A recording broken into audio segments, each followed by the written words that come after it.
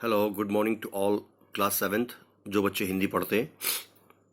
आज हम आपको एक नया पार्ट पढ़ाने जा रहे हैं। पार्ट 14, मिठाई वाला। हंसी मजाक से भरपूर ये कहानी है और इस कहानी को लिखने वाले राइटर का नाम है, लेखक का नाम है भगवती प्रसाद वाजपेयी। और कहानी को पढ़ने से पहले पहले हम उसके लेखक के बारे में थोड़ा सा जान लेते हैं। इधर आ जाओ, यहाँ है, ये है लेखक परिचय। भगवती प्रसाद वाजपेयी आधुनिक हिंदी कहानीकार भगवती प्रसाद जी का जन्म कानपुर जिले के मंगलपुर नामक गांव में हुआ था 1899 को। इन्होंने, ये देखो यहाँ लिखा है, ठीक है। कहानियाँ, भाव, भाषा एवं शैली की दृष्टि से इनकी कहानियाँ बेजोड़ है। वाजपेयी जी ने कुल अपने जीवन में 55 उपन्यास और लगभग 300 से अधिक कहानियाँ लिखी है, जिनमें प्रेम पथ, गुप्तधन, मनुष्य और देवता और जो आप पढ़ने जा रहे हैं पार्ट 14 मिठाई वाला, इन्होंने लिखी है, आदि उल्लेखनीय। ये कहानियाँ जीवन मूल्यों को पुनर्प्रतिष्ठित करती है, यानी कि मानव के, इंसान के, मनुष्य के जीवन पर आधारित है। चरित्र बल को प्रेरणा देते हैं। आपके कैरेक्टर में जो आपका जो कैरेक्टर है, आपका जो सिफत है, उसकी अच्छाई को उजागर करती है ये कहानी, तथा देश के लिए त्याग की भावना जागृत करती है कि देश के लिए कितना हमें कुर्बान होना है, कितनी कुर्बानी देनी है, उसको भी ये दर्शाती है ये कहानियाँ जो भगवती प्रसाद वाजपेयी जी ने लिखी है। तो आज हम पढ़ने जा रहे हैं पार्ट 14 मिठाई वाला, क्लास 7 जो बच्चे हिंदी पढ़ते हैं, भाग 1, और पेज नंबर है 106। तो कहानी जो है वो कुछ इस प्रकार से है।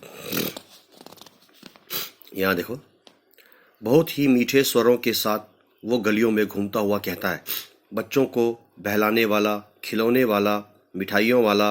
इस अधूरे वाक्य को वो ऐसे विचित्र किंतु मादक मधुर ढंग से गाकर कहता है। इस तरह से खिलौने बेचने वाला, बहलाने वाला अपनी उन मीठी आवाज़ों को सुनाता है गलियों में। बच्चे उनकी तरफ, उस आवाज़ की तरफ अट्रैक्ट होकर वहीं भागे जाते हैं। इस तरह से गाकर कहता है कि सुनने वाले एक बार अस्थिर हो उठते हैं। उनके स्नेहाभिषिक्त कंठ से फूटा हुआ, प्यार भरे गले से फूटा हुआ वो आवाज़ें, उपयुक्त गान सुनकर निकट के मकानों में हलचल मच जाती है बच्चों की। छोटे छोटे बच्चों को अपनी गोद में लिए युवतियां, औरतें चिकों को, अपने उन पर्दों को उठाकर छज्जों से नीचे झांकने लगती है। गलियों और उनके अंतर्व्यापी छोटे छोटे उद्यानों, जो उनमें फैले हुए बगीचे हैं, उन गलियों के किनारों में खेलते और इठलाते हुए बच्चों का झुंड उसे घेर लेते हैं, उस खिलौने वाले को। तब वो खिलौने वाला वहीं बैठकर खिलौने की पेटी, वो तमाम बक्सा खोल देता है बच्चों को। बच्चे खिलौने देखकर पुलकित हो उठते हैं। वे पैसे लाकर खिलौने का मोल भाव, यानी कि कीमत, दाम तय करने लगते हैं। पूछते हैं, इसका दाम क्या है? ऑल इसका। बच्चे अपने अपने तुतली जबान में बोलते हैं। खिलौने वाला बच्चों को देखता है, उनकी नन्ही नन्ही उंगलियों से पैसे ले लेता है और बच्चों को इच्छानुसार, बच्चों की अपनी मर्जी के मुताबिक वो उन्हें खिलौने दे देता है। खिलौने लेकर बच्चे फिर उछलने कूदने लगते हैं और तब फिर खिलौने वाला उसी प्रकार से गाकर कहता है, बच्चों को बहलाने वाला खिलौने वाला आया है। सागर की हिलोर की भांति, यानी समुद्र में उठने वाले पानी के लहरों की तरह उसका ये मादक गान, उसका ये बच्चों को अपनी ओर खींचने की जो मनभावन आवाज़ है, गली भर के मकानों में इस ओर से उस ओर तक, एक किनारे से दूसरे किनारे तक लहराता हुआ पहुंचता है और खिलौने वाला आगे बढ़ जाता है।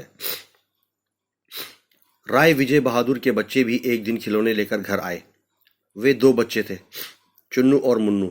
चुन्नू जब खिलौने ले आया तो, यहां से देखो, थोड़ा सा इधर है, वो बोला, मेला घोला केछा छुंदल है, मेरा जो खिलौने कितना सुंदर है। मुन्नू बोला, ऑल देखो मेला के केछा कितना सुंदर है, मेला कह रहा कितना छुंदर है, यानी कि बोलने की उनका तोतली जबान में बोलते सुंदर है। दोनों अपने हाथी घोड़े पर घर भर में उछलने लगे। इन बच्चों की माँ रोहिणी कुछ देर तक खड़े खड़े उनका खेल निहारती रही। अंत में दोनों बच्चों को बुलाकर उसने पूछा, अरे ओ चुन्नू मुन्नू, ये खिलौने तुमने कितने में लिए हैं, कहाँ से खरीदा है? तुम ये बताओ, ये खिलौने तुम लाए कहाँ से हो? ठीक है। तो मुन्नू बोला, 2 पैसे में खिलौने वाला दे गया। रोहिणी सोचने लगी, इतने सस्ते में कैसे दे गया? कैसे दे गया इतने सस्ते में खिलौने? ये तो वही जाने, लेकिन दे तो गया ही है, इतना तो निश्चय है। एक जरा सी बात ठहरी उसके मन में। रोहिणी अपने काम में लग गई। फिर कभी उसे इस पर विचार करने की कोई आवश्यकता ही भला क्यों करनी पड़ी। धन्यवाद।